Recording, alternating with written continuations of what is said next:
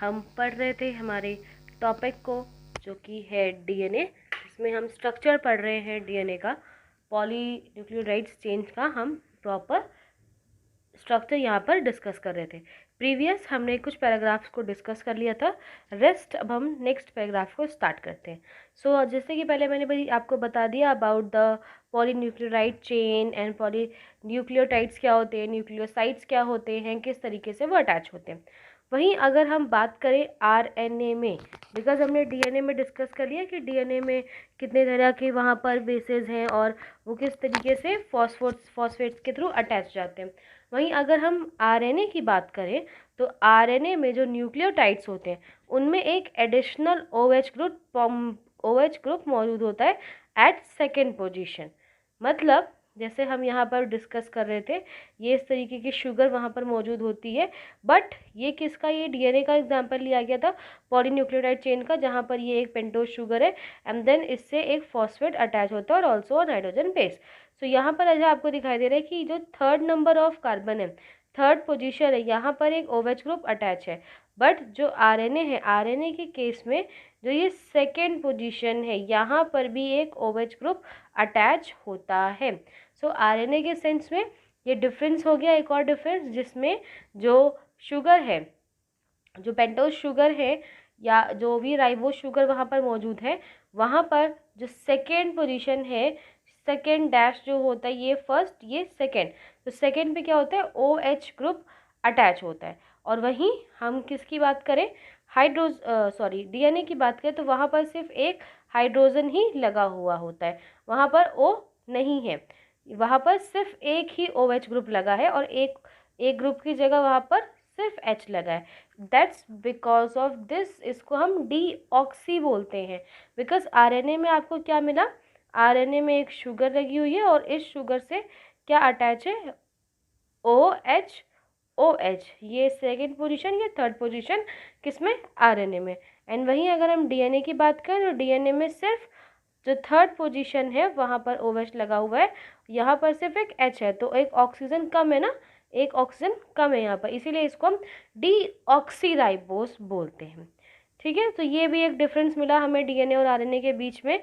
Also uracil use किया जा रहा था इन प्लेस ऑफ थायमिन, इसको हम प्रीवियस भी डिस्कस कर चुके हैं कि थायमिन जो कि एक नाइट्रोजन बेस है उसकी जगह पर हम यूरेसिल को यूज़ करते हैं।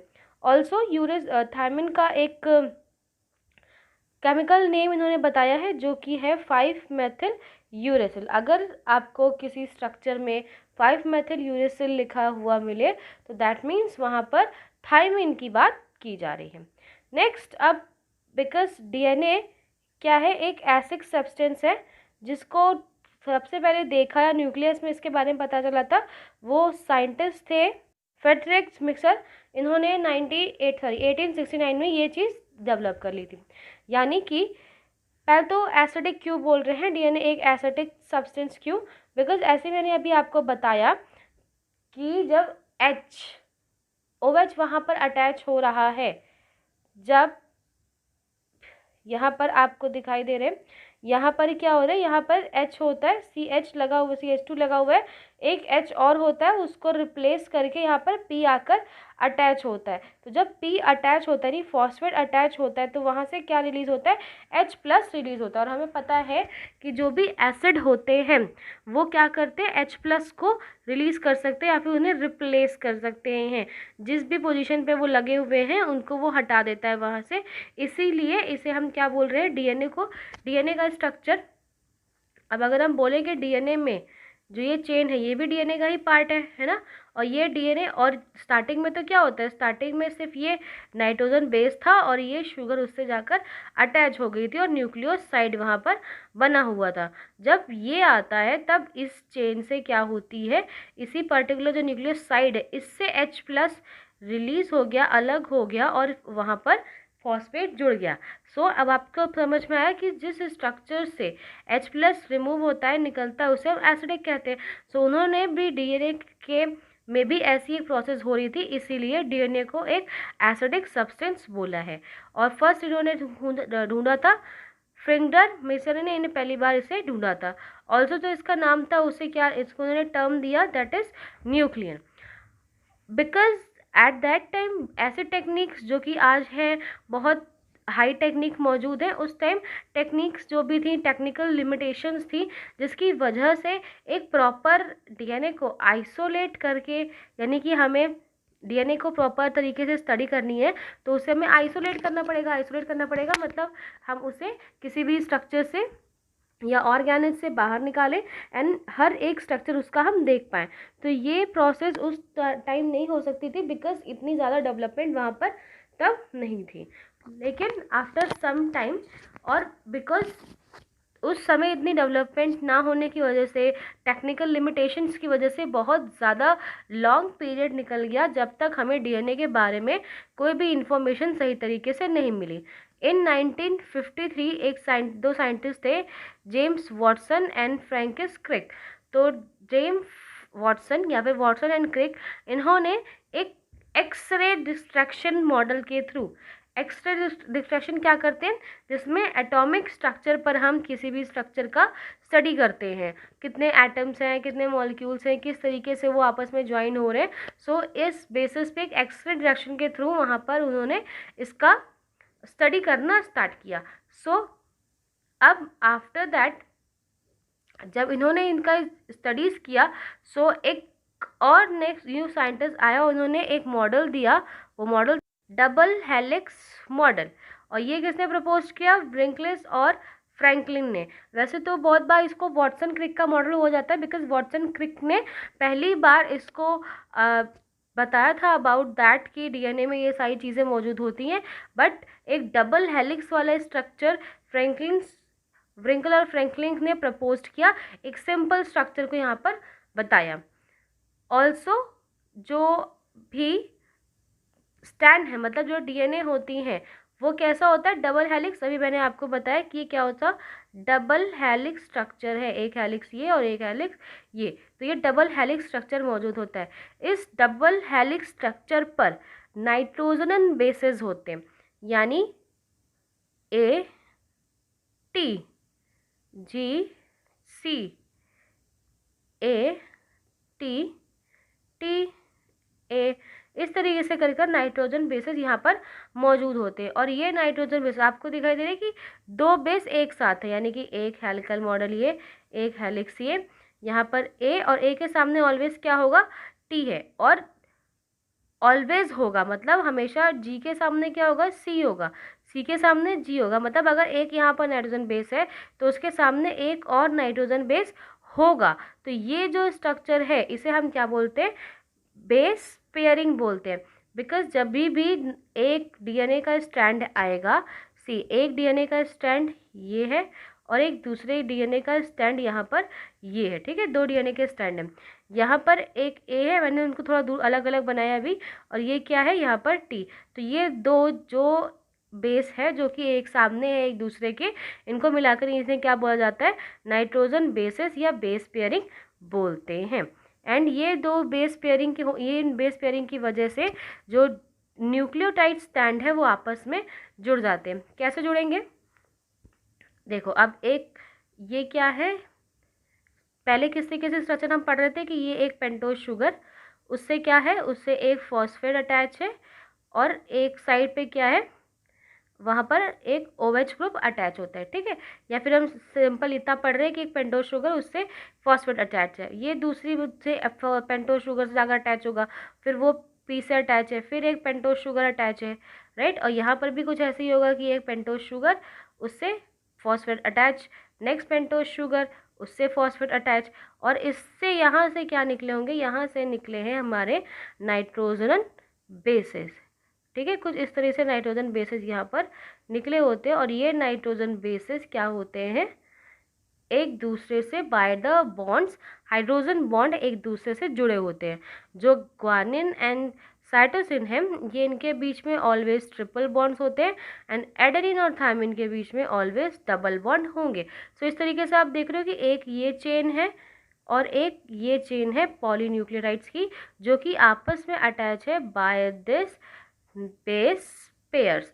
इन बेस पेयर्स की वजह से ये जो दो चेन है पॉलीन्यूक्लियोटाइड्स की, वो आपस में अटैच हो जाती है। तो वही बात इन्होंने यहाँ बताई है कि by the help of nitrogen bases दो पॉलीन्यूक्लियोटाइड्स चेन्स आपस में अटैच हो जाती हैं, आपस में जुड़ी हुई रहती हैं, और जिनकी वजह से डबल हेलिक्स मॉडल यहाँ पर बनता है।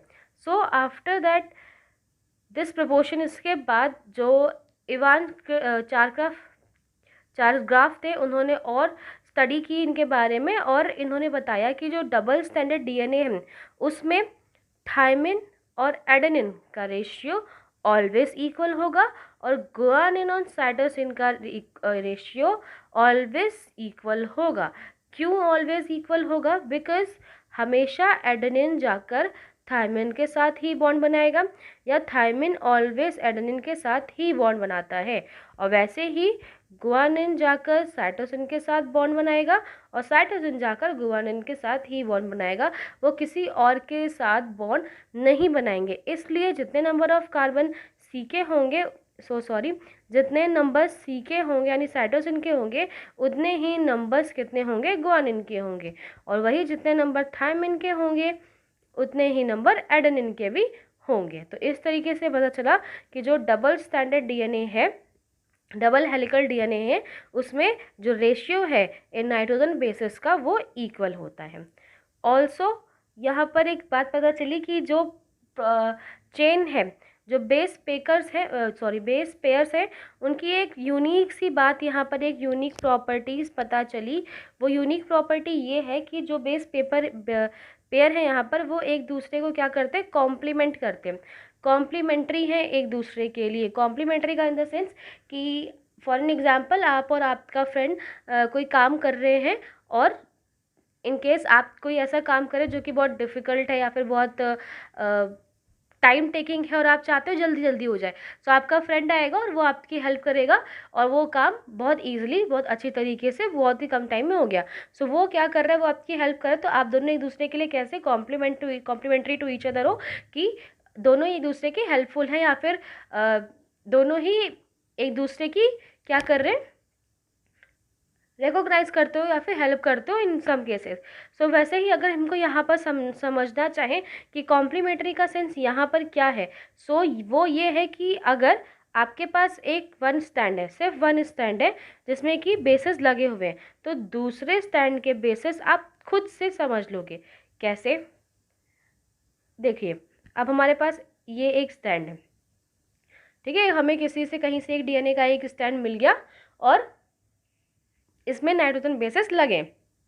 अब हमें दूसरा स्टैंड पता ही नहीं है, और दूसरे स्टैंड पे कौन से नाइट्रोजन बेसिस हैं ये हम कैसे पता करें? सो वेरी सिंपल, बिकॉज अगर यहाँ पर ए लगाए, यहाँ पर जी लगाए, यहाँ पर सी लगाए, यहाँ पर टी लगाए, यहाँ पर फिर से ए लगाए, यहाँ पर जी लगाए, अगर मान लीजिए ये एक स्टैंड है हमारे पास, सो ऑफ कोर्स और ऑब्वियस सी बात है कि ए के सामने ऑलवेज टी ही होगा, जी के सामने ऑलवेज सी होगा, सी के सामने ऑलवेज जी होगा, टी के सामने ऑलवेज ए, अगेन ए के सामने जी टी, और जी के सामने सी। सो ये तो हमें सीक्वेंसेस पता ही हैं। क्यों? बिकॉज मैंने जैसे आपको बोला कि ऑलवेज ए टी के साथ ही मिलेगा, या ऑलवेज जी सी के साथ ही मिलने वाला है। इसीलिए अभी हमने आपको बोला कि ये एक दूसरे को क्या करते हैं? कॉम्प्लीमेंट कर रहे हैं, क्योंकि ऑलवेज ये एक साथ एक ही चीज़ एक ही जगह पर काम करेंगे। जैसे मैंने फ्रेंड्स का एग्जांपल इसलिए दिया कि अगर कोई आप काम कर रहे हो और वो भी सेम काम कर रहे हो, तो दोनों आप लोग क्या कर रहे हो? हेल्प कर रहे हैं एक दूसरे की। तो वैसे ही यहाँ पर क्या है कि ये जो बेस पेयर है, जो एडेनिन है वो ऑलवेज थायमिन के साथ और गुआनिन साइटोसिन के साथ ही अटैच होता है। इसलिए अगर एक भी नाइट्रोजन स्टैंड आपके पास है, एक भी स्टैंड अगर आपके पास है, तो दूसरा आप बहुत ईजिली समझ सकते हैं, बहुत अच्छे तरीके से हम उन्हें प्रेडिक्ट कर सकते हैं। वही उन्होंने यही बताया कि अगर हमारे पास एक क्या है? डीएनए है, एक डीएनए है जिसे हम पेरेंट डीएनए भी कह रहे हैं, पेरेंटल डीएनए कह रहे हैं, उनसे एक न्यू डीएनए या न्यू स्टैंड सिंथेसाइज होगा, जो कि वो भी कैसा होगा? डबल स्टैंडर्ड डीएनए होगा। और जो डबल स्टैंडर्ड डीएनए सिंथेसाइज हुआ है उन्हें ये डॉटर डीएनए बोल रहे हैं, जो कि बिल्कुल आइडेंटिकल होगा टू देयर पेरेंट्स। इसको हम भी थोड़ा समझते हैं यहाँ पर। सी देखो बेटा, अगर ये एक डीएनए था, ठीक है, थोड़ा सा अच्छा बनाते हैं, ये एक डीएनए बनना ही नहीं चाहता, ओके, तो ये एक डीएनए है। सो यहाँ पर आप मान लीजिए कि ए है, यहाँ पर टी, यहाँ पर जी, यहाँ पर सी, यहाँ पर टी, यहाँ पर ए। ये स्टैंड दो हमारे पास है। ये क्या है, एक पेरेंट डीएनए। जब इसका क्या होगा, रेप्लिकेशन होता है, यानी कि ये अपने नंबर्स को इंक्रीज करेगा। एक नंबर, एक डीएनए है यहाँ पर, इससे दो डीएनए फॉर्म होंगे। सो अभी जब तक ये एक डीएनए के फॉर्म में, तब तक ये पेरेंट्स डीएनए है। एंड देन इससे क्या बनेंगे, डॉटर डीएनए बनेंगे। तो डॉटर डीएनए कैसे बनेंगे, ये जो दो स्ट्रैंड है ये आपस, ये क्या हो जाएंगे, टूट जाएंगे। ये कैसे टूटेंगे, कैसे फिर आगे क्या कौन से नाइट्रोजन बेसिस आएंगे, हेलिकेज की वजह से ये टूट जाते हैं, या फिर डीएनए पॉलीमरेज की वजह से ये अटैच होंगे, ये सब आगे आपको पढ़ना है। बिकॉज हम बेसिकली यही सारे टॉपिक्स यहाँ पर पढ़ने वाले। सिर्फ एक रफ आइडिया मैं जल्दी से आपको दे रही हूँ, जिसमें अगर देखो ये दो स्टैंड अलग हो गए, ये दो स्टैंड अलग और ये स्टैंड भी अलग हो गया।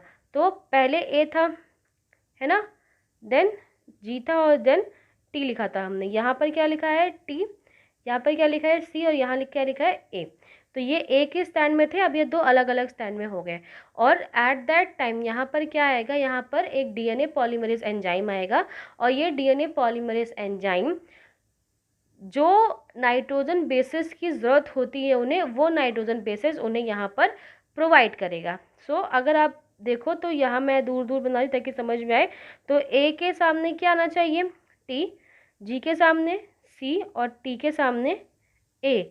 और अगर वहाँ पर यहाँ पर भी हम देखें तो टी के सामने ए, जी, सी के सामने जी, और ए के सामने टी।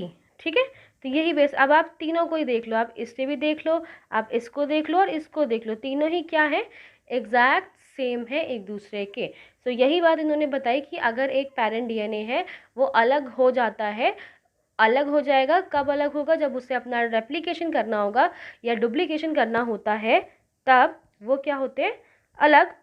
और अलग होने के बाद एक डीएनए पॉलीमरेज एंजाइम के थ्रू वापस उन्हें एंजाइम्स मिलेंगे, बेसिस मिलेंगे, एंड वो सेम एग्जैक्ट आइडेंटिकल बनते हैं। सो यहाँ से हमने कुछ स्ट्रक्चर्स देखे इनके, और ऑल्सो इन सब स्ट्रक्चर्स के थ्रू जो जेनेटिक इम्प्लीकेशन है, यहाँ से हमें समझ में आया कि जेनेटिक इम्प्लीकेशन यानी कि पेरेंट्स में के थ्रू न्यू जनरेशन में जो कैरेक्टर्स ट्रांसमिट होते हैं वो क्यों होते हैं, बिकॉज उन में जो डीएनए जा रहा है वो ब्रेक होने के बाद भी आइडेंटिकल ही रहता है। एंड यही डीएनए आगे जाएंगे एंड देन उनमें फिर ब्रेक होगा, हाफ मदर के डीएनए और हाफ पेरेंट्स के डीएनए, सॉरी फादर के डीएनए में फ्यूजन होगा और देन जायगोट्स बनता है।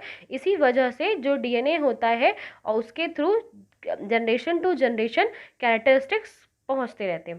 सो यहाँ पर कुछ साइलेंट फीचर्स बताए गए थे, वो हम वापस से डिस्कस कर लेते हैं। कि पहला दो फीचर्स ये बताया गया कि दो जो डीएनए है, जो डबल हेलिक्स डीएनए है, वो दो पॉलीन्यूक्लियोटाइड चेन का बना होता है, जिसका बैकबोन या जिसका मेन स्ट्रेंथ क्या है, एक शुगर और एक फॉस्फेट। यानी कि पहला पॉइंट उन्होंने क्या बताया कि जो डबल हेलिकल मॉडल यहाँ पर, जो डबल हेलिकल स्ट्रक्चर यहाँ पर है, इस डबल हेलिकल स्ट्रक्चर के जो बेस है, मेन बेस क्या है कि यहाँ पर जो स्ट्रक्चर, ये जो डबल हेलिक्स बना रही हूँ मैं, ये किसका बना है, यहाँ पर एक पेंटोज शुगर है और इससे एक फॉस्फेट लगा है, फिर एक पेंटोज शुगर और फॉस्फेट लगा है, और यहाँ पर क्या है, इनके बीच बीच में क्या लगे होते, जो नाइट्रोजन बेसेस है वो यहाँ पर अंदर की तरफ लगे हुए होते हैं। और ये जो चेन है, ये जो आपको चेन लाइक स्ट्रक्चर दिखाई दे रहा है, वो किसके बने हुए हैं, वो बने हैं फॉस्फेट और शुगर का। ये जो चेन है वो फॉस्फेट और शुगर का बना हुआ है, एंड इसके अंदर क्या है, जो नाइट्रोजन बेसिस है वो यहाँ पर अंदर की तरह इस तरीके से लगे रहते हैं। तो फर्स्ट पॉइंट आपने यहाँ पर ये देखा। आप इसे यहाँ से भी इधर से भी देख सकते हो, समझ सकते हो कि ये देखिए ये क्या है, ये एक चेन है और ये एक चेन है। इस चेन में क्या लगा है, phosphate sugar, phosphate and sugar, and then उस चेन के मिड साइज में ये बेसिस है जो कि इसे दो चेनों को, दो पॉलीन्यूक्लियोटाइड चेन को आपस में बांध के रखा है। नेक्स्ट पॉइंट यहाँ पे बताया गया कि जो दो चेन्स आपस में अटैच हुई हैं ये एंटी पैरेलल होती हैं। एंटी पैरेलल होती हैं एक दूसरे के, मतलब इसके प्रीवियस वाले वीडियो में जैसे हमने डिस्कस किया था अबाउट द 5' एंड 3', सो यहाँ पर क्या होता है कि अगर दो पॉलीन्यूक्लियोटाइड चेन आपस में अटैच हैं, जैसे कि यहाँ इस फिगर में दिखाया गया आपको कि दो चेन अटैच है। सो ये चेन देखिए जैसे कि यहाँ पर 3 डैश से स्टार्ट है और ये एंड कहाँ पे होगी 5 डैश से। सो जो इसके सामने जो चेन लगी है वो इसकी अपोजिट होगी। ये यहाँ पे देखो क्या लिखा हुआ है 3 डैश और ये कहाँ पर एंड होगी 5 डैश पे। तो मतलब अगर यहाँ 5 डैश है तो यहाँ पर 3 डैश है एंड ये 3 डैश है तो ये 5 डैश है। इसीलिए यहाँ पे बताया गया कि एंटी पैरेलल होते हैं अगर आपके पास 5 डैश टू 3 डैश वाली चेन है तो जो उसके नेक्स्ट चेन है वो 5 डैश, पहले मैंने क्या बोला 5 डैश टू 3 डैश वाली चेन है तो यहाँ पर भी क्या ये इसके अपोजिट में लगी हुई है। ये कुछ इस तरीके से 5 डैश टू 3 डैश यहाँ पर भी होगा बट वो उसके अपोजिट डायरेक्शन में, एंटी डायरेक्शन में वहाँ पर अटैच होती है। नेक्स्ट यहाँ पे बात की जाए कि जो बेसिस लगे हुए हैं वो हाइड्रोजन बॉन्डिंग के थ्रू आपस से जुड़े। मैंने अभी आपको बताया कि उनके बीच में बॉन्डिंग है, वो हाइड्रोजन बॉन्डिंग के थ्रू आपस में जुड़े होते हैं बेस पेयर्स। और जो एडेनिन है वो 2 बॉन्ड शेयर करता है विद थायमिन के साथ, यानी कि एडेनिन थायमिन के साथ डबल बॉन्डेडली जुड़ा होता है।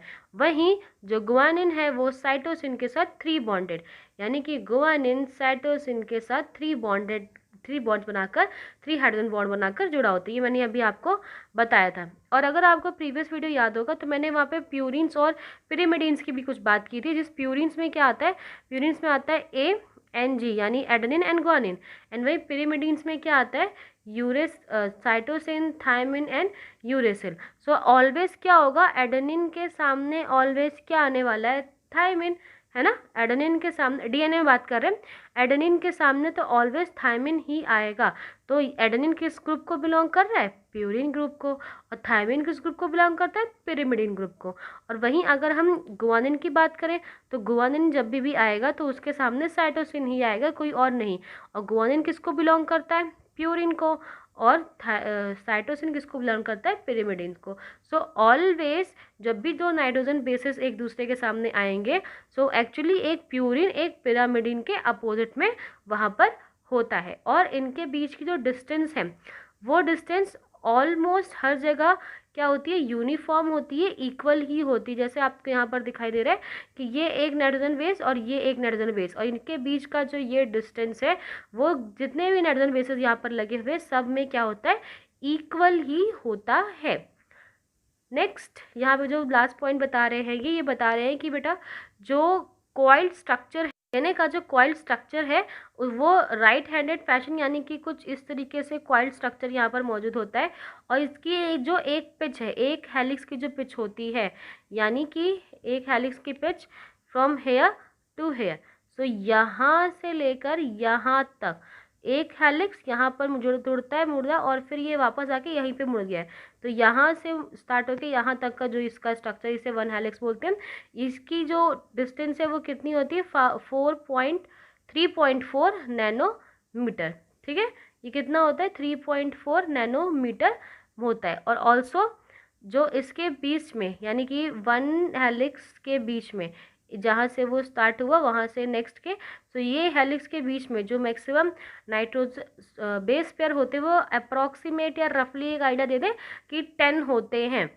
10 मतलब अगर आप ये देखो, यहाँ से देखते हैं कि ये एक from here to here helix structure मौजूद है, तो इसके बीच में कितने बेस पेयर होंगे, तो वो जो बेस पेयर होंगे वो अप्रॉक्स 10 बेस पेयर मौजूद होते हैं from 1 turn to another turn. वहीं इनके बीच का जो गैप है, यानी कि एक बेस पेयर के बीच का गैप, ये आपको एक बेस पेयर दिख रहा है और ये दूसरा बेस पेयर, तो इन 2 बेस पेयर के बीच का गैप कितना होता है, वो होता है 0.34 नैनोमीटर। तो यहाँ से आपको बहुत सारी चीज़ें बातें याद रखनी है कि फर्स्ट 1 हेलिक्स टू, जो एक हेलिक्स मौजूद है ये फ्रॉम हेयर टू हेयर, इसके बीच का डिस्टेंस कितना होता है, 3.4 नैनोमीटर। देन 1 हेलिक्स टू, एक हेलिक्स के बीच में कितने बेस पेयर हो सकते हैं, अप्रॉक्सीमेट 10 बेस पेयर वहाँ पे मौजूद हो सकते हैं। और एक बेस पेयर और दूसरे बेस पेयर के बीच की दूरी कितनी होगी, 0.34 नैनोमीटर। तो ये सारी बातें आपको यहाँ पर याद रखनी है। ऑल्सो यहाँ पर इन्होंने बताया कि एक प्लेन मतलब जो भी बेस पेयर अटैच है डबल हेलिक्स मॉडल में, उसमें एक स्टिक के ऊपर दूसरी स्टिक, एक स्टिक पे दूसरी स्टिक लगी होती है, जिस तरीके से आपको यहाँ पर दिखाई दे रहा है कि ये आपको एक डीएनए स्टैंड है, यहाँ पे एक स्टैंड देन दूसरा देन न्यू स्टैंड, इस तरीके से एक स्टैंड आपस में जुड़ा होता है। एंड ये जितने भी स्टैंड ये हैं इन सब में हाइड्रोजन बॉन्डिंग है, बिकॉज अगर वो एडेनिन थायमिन है तो उसके बीच में डबल बॉन्डिंग होगी हाइड्रोजन की, गुआनिन साइटोसिन है तो वहाँ पे ट्रिपल बॉन्डिंग होगी। तो इस तरीके से जो बॉन्डिंग यहाँ पर अटैच है, जिसकी वजह से एक स्टेबिलिटी मिलती है किसको, ये इस डीएनए मॉडल को, जिस वजह से ये जो स्ट्रैंड है पॉलीन्यूक्लियोटाइड्स का, और because of this hydrogen bonding एक स्टेबिलिटी उसे यहाँ से मिलती है।